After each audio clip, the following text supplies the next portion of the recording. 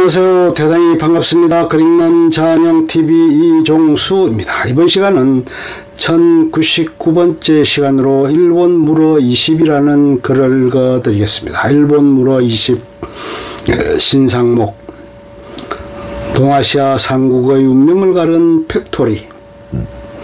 포르투갈, 네덜란드, 전세계 해양을 연결하는 무역망 팩토리 건설. 중국은 광주 13공행, 일본은 나가사키 대지마 만들어 팩토리에 대응. 일본 기독교면 믿는 다이묘 등장. 자기들과 무역하지 않는다고 포르투갈과 무역 분쟁 일으키기도. 포르투갈은 해외 무역 거점이었던 팩토리의 네트워크를 통해 해양을 지배했다. 동서고금을 막론하고 모든 국가 또는 문명권에는 사활적 이익이 달린 전략적 요충지가 존재한다. 그 중에서도 주요 해양로에 위치한 지정학적 거점은 어느 세력이 그곳을 차지하느냐에 따라 역사의 흐름이 갈릴 정도로 국가 또는 문명권의 흥망성쇠에 큰 의미를 갖는다. 15세기 말 포르투갈의 선구로 촉발된 대항해 시대의 도래는 이러한 전략적 요충지의 개념에 큰 변화를 불러온다. 소위 팩토리의 등장이다. 팩토리, 물건을 제조하는 공장이라는 뜻이 아니라 역사적 용어로서 중세말부터 근세기에 걸쳐 원거리 교역의 중심지로 기능한 무역항을 뜻한다. 본래는 특정 건물을 지칭하였으나 점차 기능적으로 불가분의 관계를 이루는 무역지대 전체를 의미하게 되었다.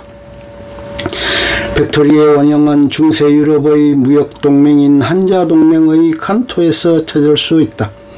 칸토란 한자동맹의 길드가 하안이나 해안도시에 설치한 역의 물산 집산지를 말한다.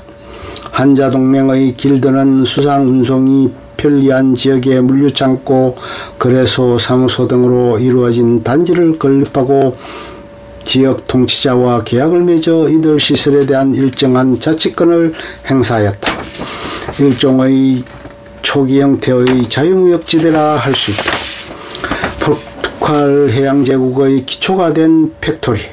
대항해 시대 물꼬를 턴 포르투갈은 칸토를 모델로 주요 해양로 거점에 무역관을 설치하였는데 이 무역관의 명칭이 팩토리, 포르투갈어로는 페이토리아이다. 포르투갈은 이베리아 반도 남단에서 출발하여 아프리카 서안을 거쳐 남단의 희망봉을 돌아 서안을 거슬러 올라온 후 아라비아해를 건너 인도양 남중국해 동중국해에 이르는 동서교통 해양로를 개척하고 장악함으로써 당시로서는 미증유의 거대한 해양제국을 건설하는 데 이 해양제국의 기초가 된 것이 바로 팩토리이다. 포르투갈의 팩토리는 한자동맹의 칸토와 달리 이 문명 지역을 대상으로 설치되어야 했다. 오랜 항해 끝에 인종, 언어, 종교, 문화, 제도, 관습 등 재반 삶의 양식을 달리하는 이질적 지역과 조우한 후 그곳에 상륙하여 교두보를 구축하고 생존 공간을 확보하는 작업은 사실 유럽인들만이 경험해본 유럽의 전매특허 역사이다. 여타 인종 또는 민족은 그러한 역사를 경험해본 적이 없다. 미지 또는 미답의 영역에 발을 내딛고자 하는 강한 욕망은 지금도 유럽 문명을 특징짓는 요소의 하나이다. 당시 유럽인들의 정서를 지배했던 경제적, 종교적 혈망은 동방 항로를 향한 모험을 촉발하였고 이는 결과적으로 인류 역사에 돌이킬 수 없는 변곡점을 가져왔다. 목숨을 건 모험이 대가를 바라지 않을 수는 없다.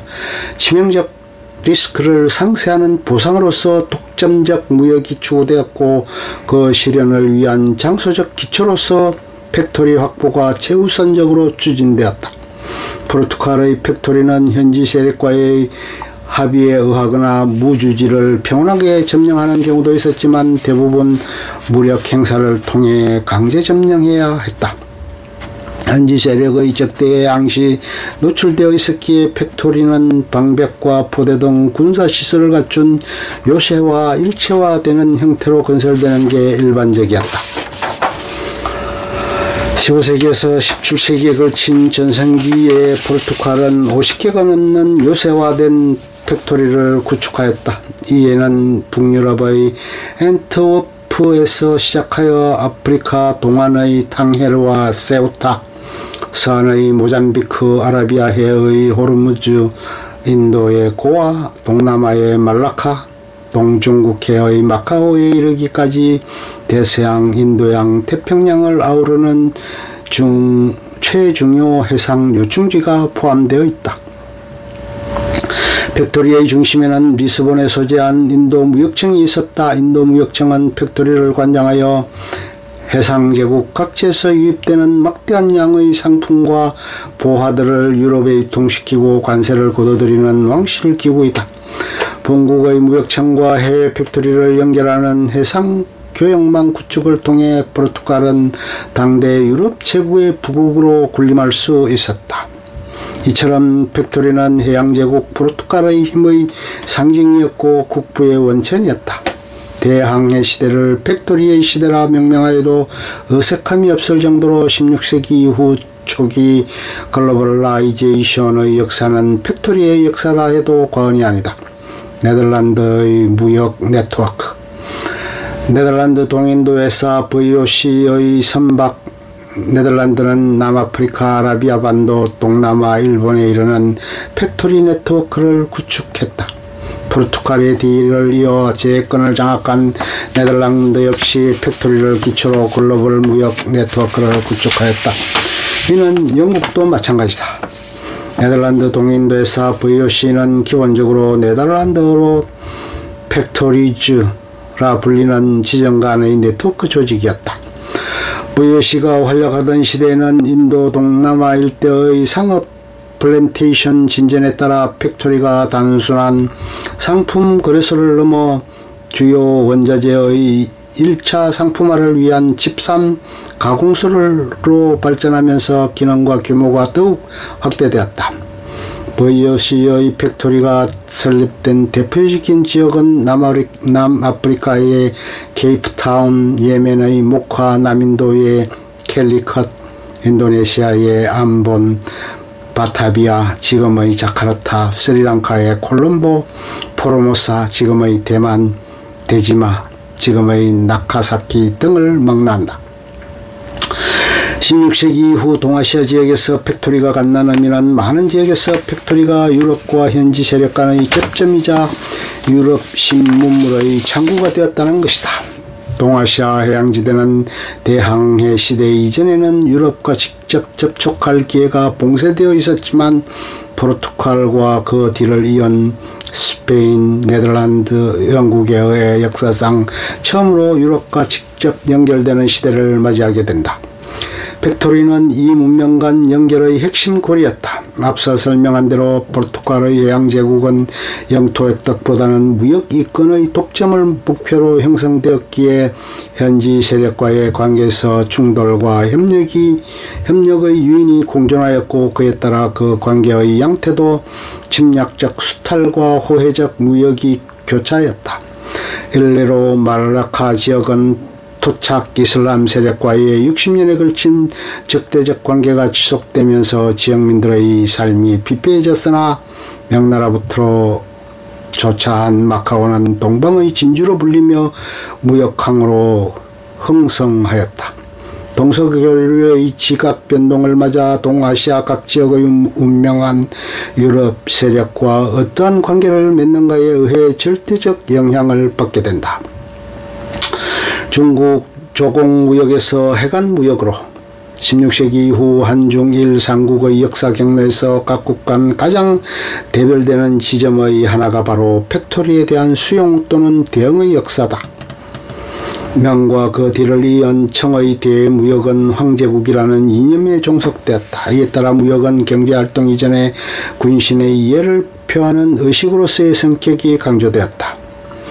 조공무역 체제를 기본으로 하였고 특히 바닷길을 통한 사무역은 해금령을 통해 엄격히 통제되었다. 그러한 중화질서 속에서 팩토리가 중국 영토에 자리 잡는 것은 지난한 일이었다. 포르투갈인들의 각고의 노력 끝에 1557년 마카오의 울부를 조차하여 팩토리를 건설하였지만 마카오는 중국 본토와의 교역 창구가 되지는 못하였다. 전기가 찾아온 것은 강희제 연간인 1684년이었다. 청조는 세국정책에서 벗어나 기존의 유명무실하던 시박사를 폐지하고 본격 해상무역관리기관인 해관을 설치하는 교역개방 조치에 나선다. 광저우의 월해관, 함몽의 민해관, 닝보의 절해관, 윈타이산의 강해관 등 총 4곳의 해관이 설치되어 외국 선박의 입항을 허용하되 정당국이 교역품을 통제하고 관세를 징수하는 관리무역 체계가 가동되었다.